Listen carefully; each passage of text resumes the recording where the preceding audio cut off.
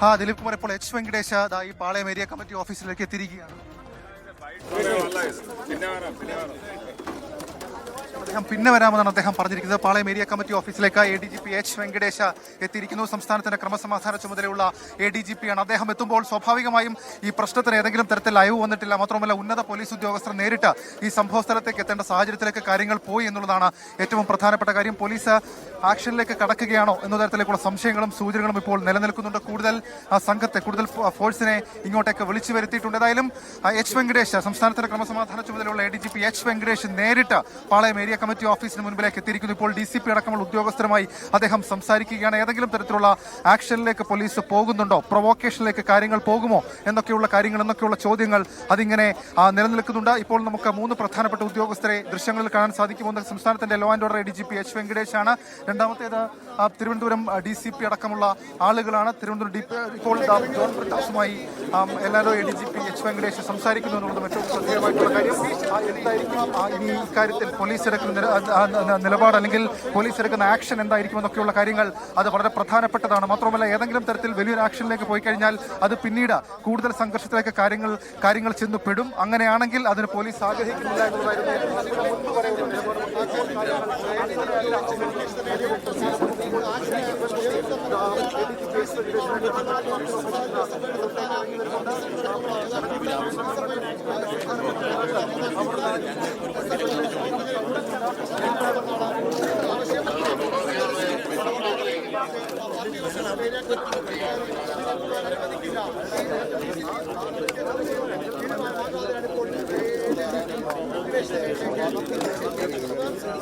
ദൃശ്യങ്ങളിൽ കാണാം ADGP H വെങ്കടേഷുമായി ഇപ്പോൾ സംസാരിക്കുന്നു CPIM നേതാക്കൾ.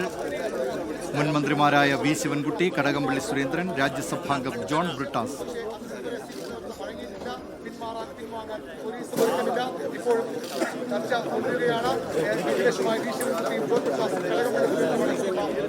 ഏതെങ്കിലും തരത്തിൽ ഈ പ്രശ്നത്തിന് പരിഹാരമുണ്ടാകുമോ, സംഘർഷ സാധ്യത അയ്യുമോ എന്നതാണ് ഏവരും ഉറ്റുനോക്കുന്നത്.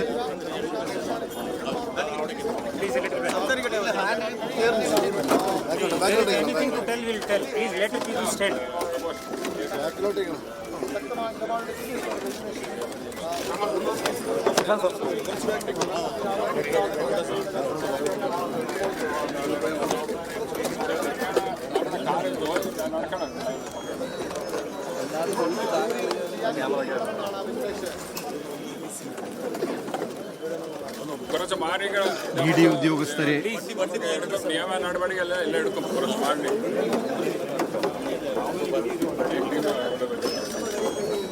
ഒരു ടീം അവിടെ വെച്ചു. പുരാനാണ് एक टीम आप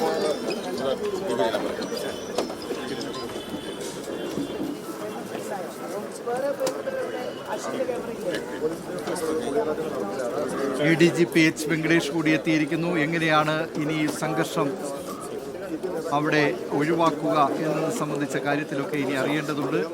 10 പ്രതികൾ CPIMന്റെ ഓഫീസിനുള്ളിലുണ്ട്, ഏരിയ കമ്മിറ്റി ഓഫീസിനുള്ളിലുണ്ട് എന്നാണ് പോലീസ് പറയുന്നത്. ഇവരെ പിടികൂടിയേ പിന്മാറൂ എന്ന നിലപാടാണ് പോലീസ് സ്വീകരിച്ചിരുന്നത്. ഇപ്പോൾ ADGP എച്ച് വെങ്കടേഷ്, അദ്ദേഹത്തിന് ക്രമസമാധാന പാലനത്തിന്റെ ചുമതലയുള്ള ADGP ആണ്. അദ്ദേഹം അവിടെ എത്തുന്നു. Thiruvananthapuram city deputy police commissioner Taposh Basumatari, deputy commissioner Deepak Shankar എന്നിവരവിടെ ഉണ്ടായിരുന്നു.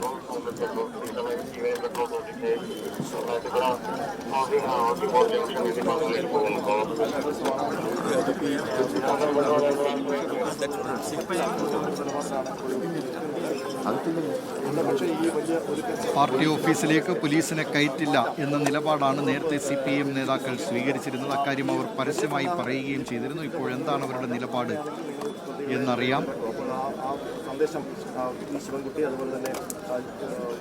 തിരുവനന്തപുരത്ത് നിന്ന് ഷഫീദ് റാവുത്തർ തുടരുന്നുണ്ട്. ഷഫീദ് റാവുത്തർ, ഏതെങ്കിലും തരത്തിൽ ഈ സംഘർഷ സാധ്യത അയയുന്നതിനുള്ള സാധ്യതയുണ്ടോ? പ്രതികളെ കൈമാറാനുള്ള CPIM നേതാക്കളുടെ അങ്ങനെ എന്തെങ്കിലും തരത്തിലുള്ള നീക്കമുണ്ടോ? അതല്ല, പ്രതികളെ പിടികൂടിക്കൊണ്ടേ പോകൂ എന്ന നിലപാട് പോലീസിനുണ്ട്.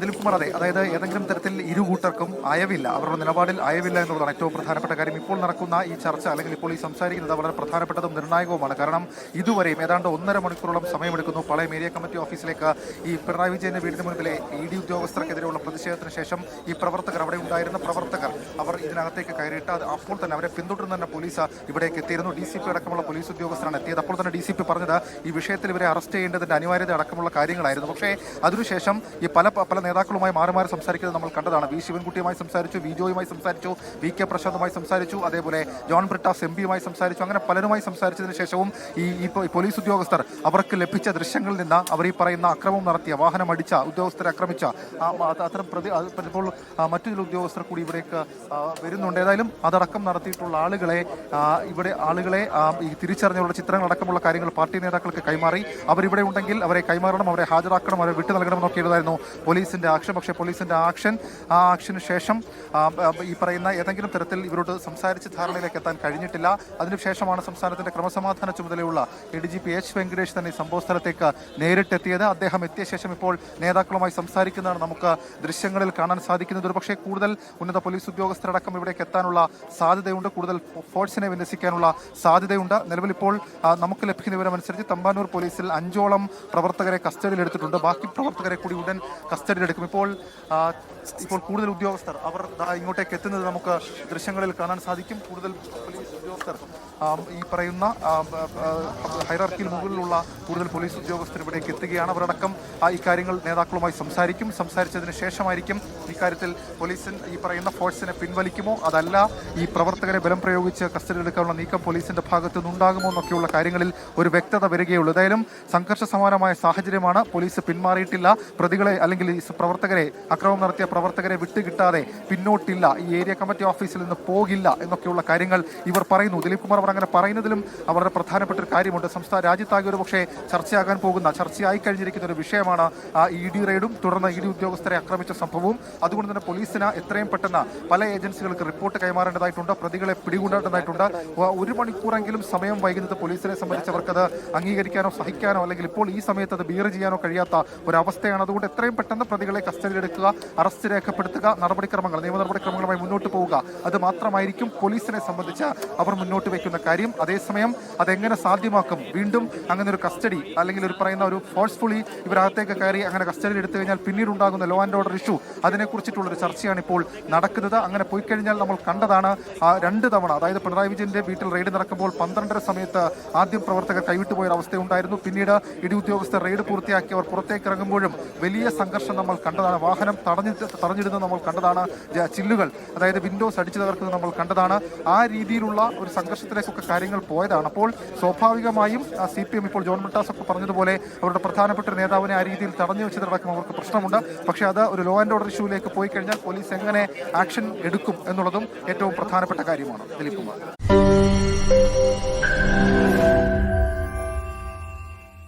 ലോകത്തെവിടെയായാലും ഏത് സമയത്തും 24 വാർത്തകളും ഓഗ്മെന്റഡ് റിയാലിറ്റി പാക്കേജുകളും എക്സ്പ്ലെയിനറുകളും വിശദമായി കാണാൻ ഞങ്ങളുടെ YouTube ചാനൽ നിങ്ങൾക്ക് സബ്സ്ക്രൈബ് ചെയ്യാം.